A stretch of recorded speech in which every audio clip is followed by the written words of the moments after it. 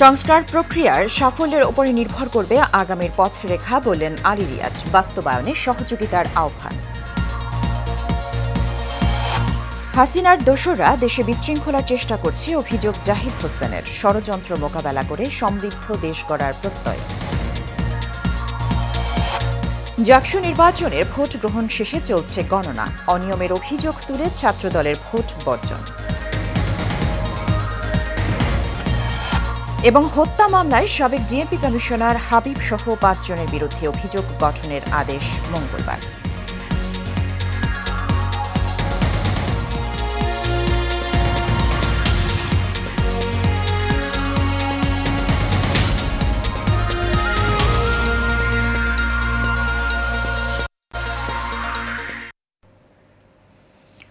স্বাগত এশিয়ান নিউজে। দর্শক, সংবাদ জুড়ে সাথে আছি সুবর্ণা গোলন্দাজ। শুনছিলেন বিআরবি কেবল ইন্ডাস্ট্রিজ লিমিটেড সংবাদ শিরোনাম। চলে যাচ্ছি বিস্তারিত সংবাদে। সংস্কার প্রক্রিয়ায় সাফল্যের উপরই নির্ভর করবে আগামীর বাংলাদেশের পথরেখা, আর এটি বাস্তবায়নে সকলের সহায়তা প্রয়োজন বলে জানিয়েছেন জাতীয় ঐকমত্য কমিশনের সহসভাপতি ড আলী রিয়াজ।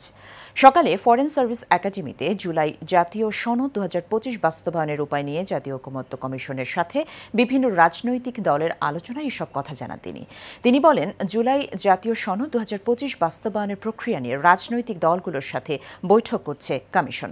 সংস্কার প্রক্রিয়ায় ভিন্ন মত ও নোট অব ডিসেন্ট সহ বেশিরভাগ আলোচনায় একমত রাজনৈতিক দলগুলো।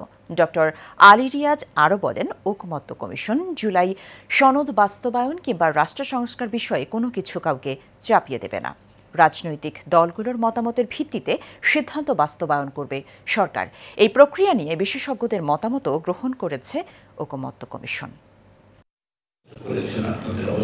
পরিবর্তন করেছেন, সকলের সাথে এক জায়গায় এসে দাঁড়াতে চেষ্টা করেছে। কারণ হচ্ছে যে আমরা সকলেই চাইছি যে এই সংস্কার প্রক্রিয়ার সাফল্য, কারণ এর উপর বাংলাদেশের ভবিষ্যৎ পথরেখা নির্ভর করছে। আপনাদের মধ্যে থেকে রাষ্ট্র পরিচালনার দায়িত্বে আপনারা যাবেন, সরকারে যাবেন, সরকারের বিরোধিতাও করবেন, রাজনীতির পুঙ্খানুপুঙ্খ দিকগুলো আপনারা বিবেচনা। যেহেতু আপনারা বিভিন্ন সময় এই বিষয়ে বিভিন্ন রকম ভাবেই সমঝোতার জায়গায় এসেছেন, আমরা এটাই আশা করি কমিশন। শেখ হাসিনা পালিয়ে গেলেও তার দোসররা বিভিন্ন জায়গায় ছড়িয়ে পড়ে দেশে বিশৃঙ্খলা করার চেষ্টা করছে বলে অভিযোগ করেছেন বিএনপির স্থায়ী কমিটির সদস্য ডাক্তার ইজেডএম জাহিদ হোসেন। সকালে জাতীয় প্রেস ক্লাবের ১২ দলীয় জোটের এক প্রতিবাদ সমাবেশে এসব কথা বলেন তিনি। ডাক্তার জাহিদ বলেন, সব ষড়যন্ত্র ঐক্যবদ্ধভাবে মোকাবেলা করে একটি সুখী সমৃদ্ধ বাংলাদেশ গড়ে তোলা হবে। বিএনপি ঘোষিত ৩১ দফার মাধ্যমে রাষ্ট্র কাঠামো মেরামত করে আইনের সুশাসন প্রতিষ্ঠার পাশাপাশি মানুষের সব অধিকার ফিরিয়ে দেওয়া হবে। দোসররা ধর্মীয় উগ্রবাদকে উস্কে দেওয়া সহ বিভিন্ন জায়গায় মব সন্ত্রাস করছে বলেও অভিযোগ করেন তিনি।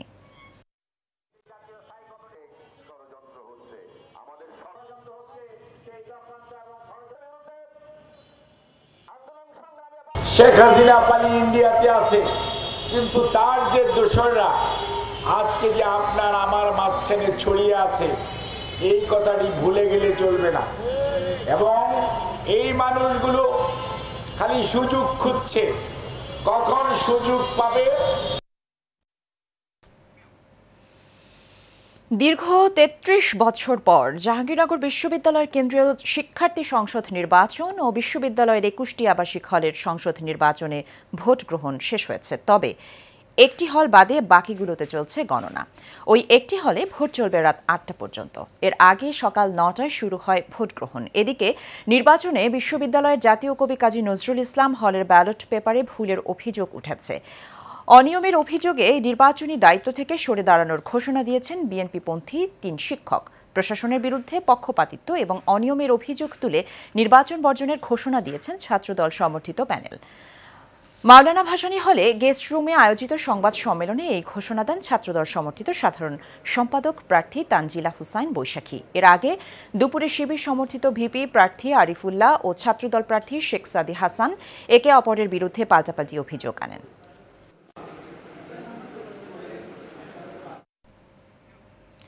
দর্শক, জাকসু নির্বাচনের ভোট গ্রহণ শেষে চলছে গণনা। এ নিয়ে আরও খবর জানাতে আমাদের সাথে সরাসরি যুক্ত হচ্ছেন সহকর্মী মোহাম্মদ জহিরুল ইসলাম খান লিটন। লিটন, ভোট গ্রহণ কেমন হলো এবং এ নিয়ে প্রার্থীরা কি বলছেন? জাহাঙ্গীরনগর বিশ্ববিদ্যালয়ের বর্তমান পরিস্থিতি কেমন জানাবেন?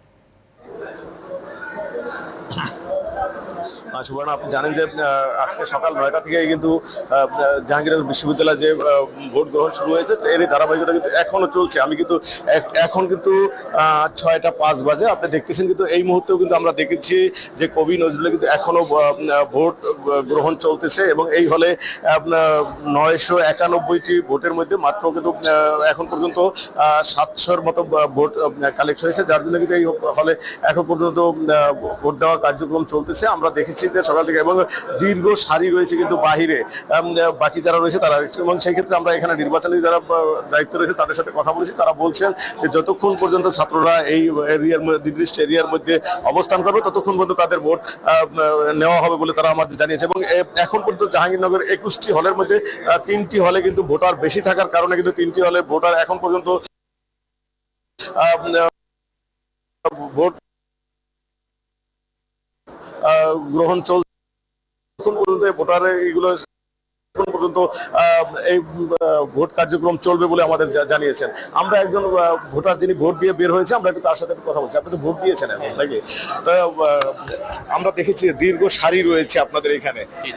এই বিলম্বতার কারণ হিসেবে শুধু কি ভোটার বেশি এটাই না অন্য কোনো কারণ মনে করেন? না, হচ্ছে মূলত ভোটার বেশি এটা একটা কারণ, আর এটা হচ্ছে নতুন হল তো এখানে অনেকে আছে যে আশেপাশে বাসা, তারা হচ্ছে বাসায় গিয়েছিল, অনেকে লেট করছে। এখন সকালের দিকটা একটু ফাঁকা ছিল, এখন অনেকে ভাবছে হয়তো বা ভোট অনেকে সকালে দিয়ে ফেলবে, তো আমি হয়তো একটু পরে যাই বা আমার যে কাজটা আছে কাজটা সেরে যায়, যেহেতু আজকে অফ ডে। এখন এই কারণে হয়তো মানে একটু বেশি, বিশেষ করে এখানে আপনার ভোটার সংখ্যা অনেক বেশি। এই পুরো জাহাঙ্গীরনগর ইউনিভার্সিটি যে কটা হল আছে সব থেকে হচ্ছে রাষ্ট্রীয় কাজী নজরুল ইসলাম হলে অনেক বেশি হচ্ছে ভোটার সংখ্যা, একদম মোস্ট অনেক বেশি। এখানে প্রার্থী সংখ্যা সর্বোচ্চ, এই কারণে মূলত লেট হচ্ছে। যেমনটি শুনছিলেন যেখানে ভোটার বেশি থাকার কারণেই কিন্তু এখানে সময় নিচ্ছে। আমরা একটু এখানে যারা এজেন্ট হিসেবে যারা বসেছে তাদের কোনো অভিযোগ রয়েছে কিনা আমরা একটু তাদের সাথে কথা বলবো। আপনাদের এজেন্ট এখানে যে ভোট গ্রহণ চলছে সেই ক্ষেত্রে কোনো রকম কোনো সমস্যা এখন, যেহেতু এখন পর্যন্ত ভোট চলছে, সব কেন্দ্রের ভোট কিন্তু প্রায় শেষের পথে শেষ, এর মধ্যে শুধু 3টা কেন্দ্রের কথা আমরা জানতে পেরেছি, 3টা কেন্দ্রে ভোট চলছে, সেই ক্ষেত্রে কোনো রকম কোনো সমস্যার সম্মুখীন হচ্ছে কিনা আপনারা? না, এখন পর্যন্ত আমরা কোনো সমস্যার সম্মুখীন হইনি, যদিও আমাদের ভোট কেন্দ্রে এখনো মানে আমাদের ভোটের শেষ সময় ছিল 5টা পর্যন্ত, বাট এখন 6টা প্রায় বেজে গেছে, তারপর ভোট চলছে। তার কারণ হচ্ছে আমাদের কেন্দ্র হচ্ছিল ভোটারের সংখ্যা হচ্ছে সব থেকে বেশি। ক্যাম্পাসে যে আমাদের 21টা হল আছে, 21টা হলের মধ্যে সব থেকে ভোটারের সংখ্যা বেশি হচ্ছে আমাদের কাজী নজরুল ইসলাম হলে। সো এই হিসাবে হচ্ছে আমাদের মানে একটু লেন্দি বেশি হচ্ছে যে মানে কিছুক্ষণ আগে আমরা এখানে দেখতে পেয়েছি যে ছাত্র দলের যে এজেন্ট ছিল তারা ছিল, তারা কি স্বেচ্ছায় বেরিয়ে গিয়েছে নাকি কোনো আপনাদের কোনো চাপ ছিল? সেটা যদি আমরা বলতে যাই, ছাত্র দলের মানে এজেন্টের কথা বলতেছেন, ছাত্র দল এজেন্টরা স্বেচ্ছায় চলে গিয়েছে বলতে মানে এখান থেকে বের হয়ে নাই, আমি এখনো বাইরে আছে মেবি ওনারা। আমি একটু আগেই দেখছি যে ছাত্র দল যারা এজেন্ট ছিল তারা এখনো বাইরে আছে। যেমনটি শুনছিলেন যে এখানে ভোট গ্রহণ কার্যক্রম কিন্তু এখনো চলমান রয়েছে, সেই ক্ষেত্রে আমরা একটু এইখানকার যারা রয়েছে তাদের সাথে কথা বলেছি। এখন পর্যন্ত কিন্তু সেই ধরনের কোনো আমরা যে এখন যে 6টার পরে ভোট চলছে এখন পর্যন্ত কিন্তু ছাত্র যারা রয়েছে ভোটার যারা রয়েছে তারা কিন্তু নিজের মতো করে স্বাচ্ছন্দ্যে ভোট দিচ্ছেন এবং তারা কিন্তু ভোটটাকে উপভোগ করতেছেন। সবচেয়ে বড় কথা হলো তারা কিন্তু ভোটটাকে উপভোগ করতেছেন। এই ছিল জাহাঙ্গীরনগর বিশ্ববিদ্যালয়ের এখনকার মতো নির্বাচনের সর্বশেষ তথ্য। জহুরুল, আপনাকে ধন্যবাদ। দর্শক, জাকসু নির্বাচনের বিস্তারিত জানাচ্ছিলেন সহকর্মী জহুরুল ইসলাম। জুলাই অভ্যুত্থানে রাজধানীর রামপুরায় ছাদের কার্নিশে ঝুলে থাকা আমির হোসেনকে গুলি করা সহ 2জনকে হত্যা মামলায় সাবেক ডিএমপি কমিশনার হাবিবুর রহমান হাবিব সহ 5 জনের বিরুদ্ধে আনুষ্ঠানিক অভিযোগ গঠনের আদেশ মঙ্গলবার বিচারপতি গোলাম মজুমদারের নেতৃত্বাধীন 3 সদস্যের ট্রাইব্যুনাল এ আদেশ দেন। এছাড়া চানখারপুলে 6 জনকে হত্যা মামলার 6ষ্ঠ দিনের সাক্ষ্য গ্রহণ শেষ হয়েছে। ওয়ালিদ সিদ্দিকের রিপোর্ট। জুলাই গণ অভ্যুত্থানে রাজধানীর রামপুরায় ছাদের কার্নিশে ঝুলে থাকা আমির হোসেনকে গুলি করা সহ 2 জনকে হত্যার ঘটনায় মানবতাবিরোধী অপরাধের মামলায় পলাতক 4 আসামির পক্ষে শুনানি করেন রাষ্ট্রনিযুক্ত আইনজীবী মোহাম্মদ আমির হোসেন। তিনি এ মামলা থেকে পলাতক 4 আসামির অব্যাহতি চান। ঘটনাস্থলের আশেপাশে এবং ওই ঘটনাস্থলে ওই রামপুরা থানা পুরাই দেওয়া হয়েছে, রামপুরার গাড়ি পুড়িয়ে দেওয়া হয়েছে, এমনকি বিটিভির মতো ভবন পুড়িয়ে দেওয়া হয়েছে এবং আরও অন্যান্য স্থাপনা পুড়িয়ে দেওয়া হয়েছে।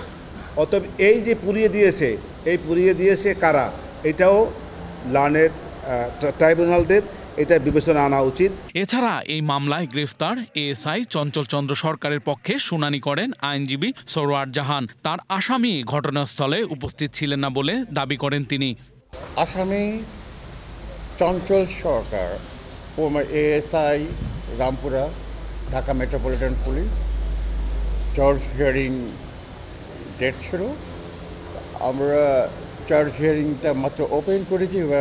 On the other hand prosecution বলে গেছেন মাননীয় আদালত আমাদেরকে আগামী মঙ্গলবার দিন পরবর্তী চার্জ শুনানির জন্য নির্ধারণ করবে। ট্রাইব্যুনাল আগামী মঙ্গলবার অভিযোগ গঠনের আদেশের দিন ধার্য করেন। দুজন মানুষকে গুলি করে হত্যা করা, আরেকজন শিশুকে গুলি করা, যার যে গুলিটা ওই শিশু 6 বছরের একটা শিশু, তার মাথা ভেদ করে তার নানির গায়ে লেগে সেই নানি শহীদ হয়ে যান এবং শিশুটি আশঙ্কাজনক অবস্থায় তাকে চিকিৎসা করা হয় দেশে এবং দেশের বাইরে। এর বাইরে আরেকজন মানুষ জুমার নামাজ পড়ে বের হওয়ার সময় তাকে গুলি করে হত্যা করা হয়। সবচাইতে আলোচিত ঘটনা ছিল আমির হোসেন নামে 18 বছরের একটা কিশোর, যে গুলি বর্ষণ থেকে বাঁচার জন্য নির্মাণাধীন একটা 3তলা ভবনের যে সেন্টারিংয়ের যে সমস্ত ম্যাটেরিয়াল ছিল সেগুলো ধরে কার্নিশে ঝুলে থেকে বাঁচার চেষ্টা করছিলেন। তখন দুজন পুলিশ অফিসার, একজন এএসআই চঞ্চল আর একজন এসআই তরিকুল, তারা দুজনে মিলে 6 রাউন্ড গুলি করে পরপর তাকে হত্যা করার উদ্দেশ্যে। এছাড়া চাংখারপুলে 6 জনকে হত্যার ঘটনায় মানবতা বিরোধী অপরাধের মামলায় আজ পর্যন্ত 13 জন সাক্ষীর সাক্ষ্য গ্রহণ শেষ হয়েছে। আগামী রোববার পরবর্তী সাক্ষ্য গ্রহণের দিন ধার্য করেন ট্রাইব্যুনাল। আন্দোলনে অংশগ্রহণ করা অবস্থায় তাদের সামনে 3 জনকে পুলিশ গুলি করে হত্যা করে। Walid Siddiqui, Asian television, Dhaka.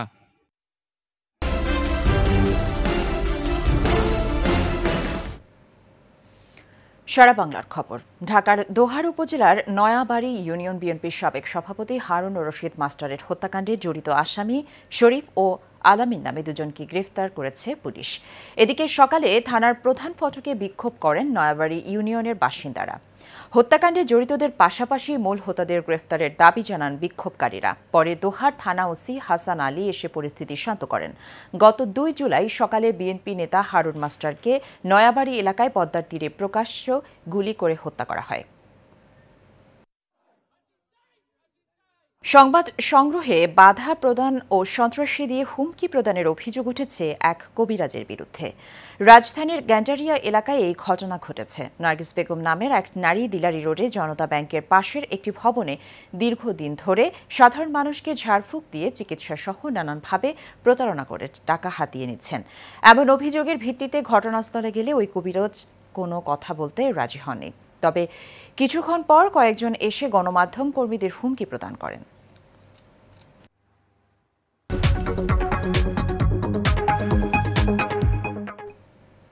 বাণিজ্য সংবাদ। ক্যাশলেস বাংলাদেশ উদ্যোগ বাস্তবায়ন ও বাংলা কিউআর এর মাধ্যমে লেনদেন সম্প্রসারণের লক্ষ্যে NRB bank PLC lead bank হিসেবে কুমিল্লা বিশ্ববিদ্যালয়, ভিক্টোরিয়া কলেজ সহ কুমিল্লার বিভিন্ন স্থানে ক্যাশলেস বাংলাদেশ শীর্ষক সেমিনার, ক্যাম্পেইন ও রোড শোর আয়োজন করে। 2 দিন ব্যাপী এই কর্মসূচির উদ্বোধন করেন বাংলাদেশ ব্যাংকের নির্বাহী পরিচালক আরিফ হোসেন খান। বিশেষ অতিথি হিসেবে উপস্থিত ছিলেন এনআরবি ব্যাংকের ব্যবস্থাপনা পরিচালক আনোয়ার উদ্দিন। অনুষ্ঠানে অন্যান্যদের মধ্যে বাংলাদেশ ব্যাংকের পেমেন্ট সিস্টেম বিভাগের পরিচালক রাফেজা আক্তার কান্তা, এনআরবি ব্যাংকের উপব্যবস্থাপনা পরিচালক মোহাম্মদ শাহিন হাওলাদার সহ অনেকে উপস্থিত ছিলেন। শেষ করব এশিয়ান নিউজ। তার আগে বিআরবি কেবল ইন্ডাস্ট্রিজ লিমিটেড সংবাদ শিরোনামগুলো জানিয়ে দেব আরও একবার। সংস্কার প্রক্রিয়ায় সাফল্যের ওপরে নির্ভর করবে আগামীর পথরেখা, বললেন আলী রিয়াজ। বাস্তবায়নে সহযোগিতার আহ্বান। হাসিনার দোসররা দেশে বিশৃঙ্খলার চেষ্টা করছে অভিযোগ জাহিদ হোসেনের। ষড়যন্ত্র মোকাবেলা করে সমৃদ্ধ দেশ গড়ার প্রত্যয়। জাকসু নির্বাচনে ভোট গ্রহণ শেষে চলছে গণনা। অনিয়মের অভিযোগ তুলে ছাত্রদলের ভোট বর্জন। এবং হত্যা মামলায় সাবেক ডিএমপি কমিশনার হাবিব সহ 5 জনের বিরুদ্ধে অভিযোগ গঠনের আদেশ মঙ্গলবার।